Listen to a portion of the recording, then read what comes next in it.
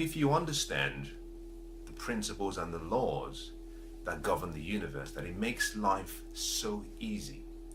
And one of the basic laws is the law of cause and effect. It's called the iron law.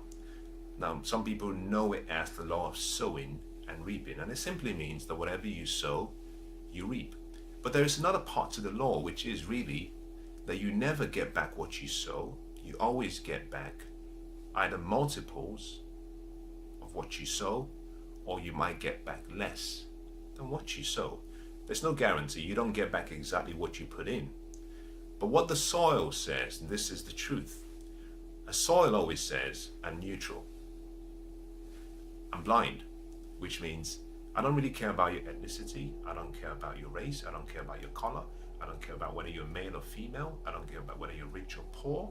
I don't care about whether you're happy or sad. The soil says, I'm soil, and I'm rich soil. And what you put in me, I'm going to multiply what you put in me. I'm going to give it back to you. So I will always multiply what you give me. If you give me good seed, you get a harvest of good seed. If you give me bad seed, you get a harvest of bad seed. If you choose not to give me seed, then you get no seed in return. And this philosophy is one that has led a lot of people to a life of abundance, a life of wealth. Connected to this law is a law that simply says, or a principle that says, what you do unto others is done unto you. Zig Ziglar puts it in a slightly different way that I like. And he has a different twist to how he phrases what he calls the key to greatness. Because this came from a master teacher and his disciples, and the servants or the disciples asked the master teacher the question. The question was, we want to be the greatest. And the master replied, to be the greatest, you must be willing to be the servant. You must be willing to serve the rest of the group. Because it's not who leads, it's who serves. That leadership is really servanthood. That to be the greatest, first of all, you must humble yourself and serve. And that service starts from providing value to other people. The more people you serve, the more significance you have. And John F. Kennedy said this in his inaugural speech when he says, ask not what your country can do for you, but ask, what can I do for the people, and what can I do for the country? By that statement, he was simply saying, you all have a gift. You all are blessed with a unique purpose. You all are blessed with greatness within you. And if you focus on serving your gift to the world, well, first of all, if you focus on actually mastering your gift and becoming excellent and exceptional in your gift, and you're willing to serve that gift to the world, then the world will reward you back. So don't ask what you're going to get, ask what you're going to give.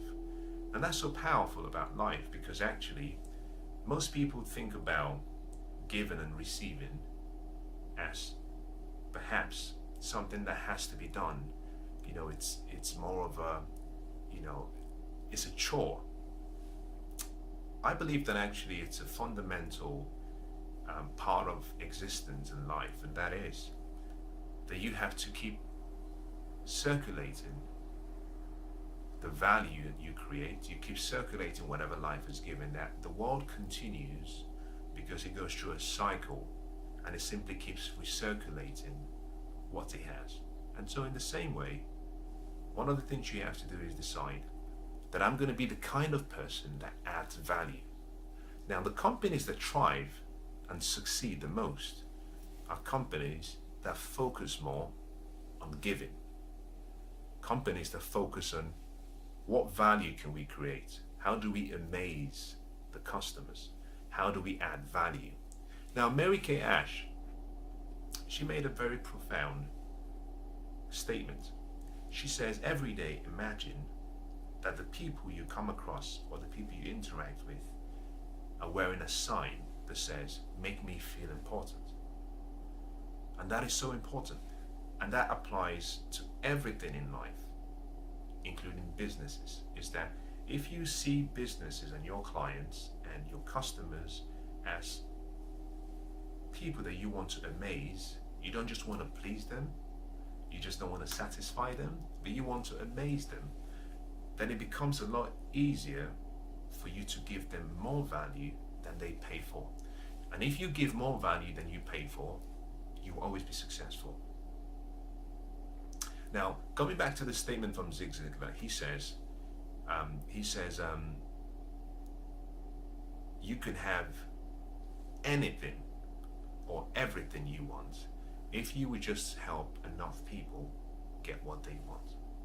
Very powerful. And that comes from the point of view of saying that you think less of yourself and think about other people. Now, one of the biggest stresses that we have in life, and I want you to think about this statement I'm about to make, one of the biggest stress that we have in life comes from when we focus on ourselves. Whenever you focus on yourself and you're thinking me, me, me, you will be stressed. I can guarantee it.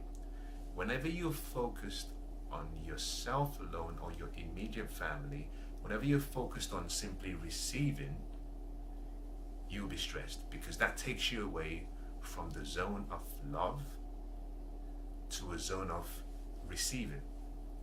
There's a statement that was made by someone that I really like. It says that there is a very thin line between a friend and a parasite. You see, a friend, a true friend, is looking to give. A parasite is looking to take. And if you keep taking, you stop the circulation. And anything that stops the circulation becomes almost like a cancerous cell, is that it cannot survive on its own. Now, in the same way, I want you to think about this. If you look back on your life, every time you've been in a state of bliss, a state of fulfillment, happiness, it has really come about as a result of something you were doing for other people. When your focus was on other people, not yourself. Because whatever you want to experience, one of the laws of life is whatever you want to experience, you have to give. This is what it really says. It says, give and it will be given back to you. Good measures, pressed down, shaking together and running over. It goes on further to say, really, if you give, you get back much more than you give. You always receive much more than you give. So one of the philosophies that I think any business should have, or any individual should have, is really, how can I give more? How can I add more value? How can I solve more problems beyond what I'm being compensated for, what I'm being paid for? Because it always comes back. Now, for this to work, I want you to understand this, for this to really work, is that you must understand that the source of the return doesn't always come from where you plant the seed. So unlike a soil where you go to the soil and you put a seed in the ground and you walk away, and then you come back to the same location to see your tree growing, the way life works is sometimes where you sow, where you add value, you reap from a different location. If you sow with expectation that you want to reap, so you add value to someone and you're saying, I'm expecting to get back from you, you have to give me back. Then what you really have is a transaction. Now, transactions are fine, that's okay. But you have to understand that a transaction is a transaction. A transaction is not a blessing. Two different things. A transaction simply says, I'm going to do this for you and I expect this back in return. So there's mutual agreement. What I'm talking about is actually a blessing. And a blessing is really how you go from an exponential return from only such a small level of giving. And that is simply where you give in a way without specifically expecting a return for doing a good deed.